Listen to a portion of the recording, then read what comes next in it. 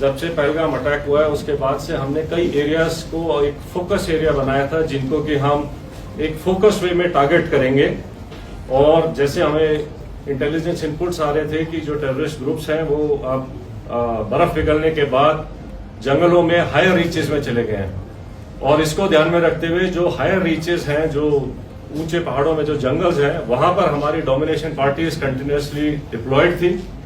12 तारीख की रात को शोपियां के इलाके में जो काटोहलन फॉरेस्ट है और स्पेसिफिकली केलर के एरिया में हमारे को इनपुट आया कि एक टेररिस्ट ग्रुप वहां पर हो सकता है।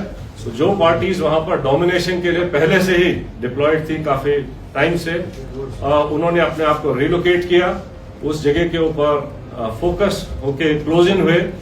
और सुबह के टाइम पे जब उनको वहां पर 13th की मॉर्निंग को जब एक सस्पिशियस मूवमेंट दिखाई दी तो पार्टीज ने क्लोज इन करके उनको चैलेंज किया, और चैलेंज करने के ऊपर जो है जो टेररिस्ट थे उन्होंने तुरंत फायर खोला। उसके बाद एक एनकाउंटर स्टार्ट हुआ, लेकिन पार्टीज ने क्लोज इन करके उनको न्यूट्रलाइज किया। तो ये जो ऑपरेशन था ये हायर रीचेस में काफी ऊंचाई के इलाके के ऊपर हुआ और काफी डिफिकल्ट एरिया था जहां पर इस किस्म के ऑपरेशन को अंजाम दिया गया। जो सेकेंड ऑपरेशन था जो कि त्राल के इलाके में हुआ था, उसका टेरेन बिल्कुल डिफरेंट है, जो कि एक गांव के अंदर था। तो उसी में इनपुट आई कि शायद एक टेररिस्ट ग्रुप जो है एक गांव के नाडर के इलाके में गांव के अंदर कुछ टाइम के लिए सेटल्ड है, और इमीडिएटली उस विलेज को कॉर्डन किया गया। जब कॉर्डन लग रहा था तो ये टेररिस्ट जो है उन्होंने अलग अलग घर के अंदर पोजीशन ले ली और फायर करने की कोशिश की, रादर फायर किया। और उस टाइम पे हमारा चैलेंज था कि जो सिविलियंस हैं, जो इनोसेंट, जो वहां पर बच्चे, फैमिलीज, बुजुर्ग हैं, उनको वहां से निकाला जाए। तो पहले उनको सेफली उस जगह से निकाला गया और उसके बाद सिस्टमैटिकली तरीके से सर्च करी गई एक एक घर को, और एक एक करके अलग अलग जगह के ऊपर इन 3 टेररिस्ट को न्यूट्रलाइज किया गया। तो इस तरीके से ये दोनों जो ऑपरेशंस थे ये डिफरेंट काइंड ऑफ टेरेन में हुए हैं। एक जंगलों में और ऊंचे जगहों पर हुआ है, दूसरा जो है वैली फ्लोर के अंदर और गांव के अंदर हुआ है। लेकिन दोनों ऑपरेशंस को सक्सेसफुली जो अंजाम दिया गया वो शो करता है कि सिक्योरिटी फोर्सेस टेररिस्ट कहीं भी हो उनको ढूंढेंगे और न्यूट्रलाइज करेंगे।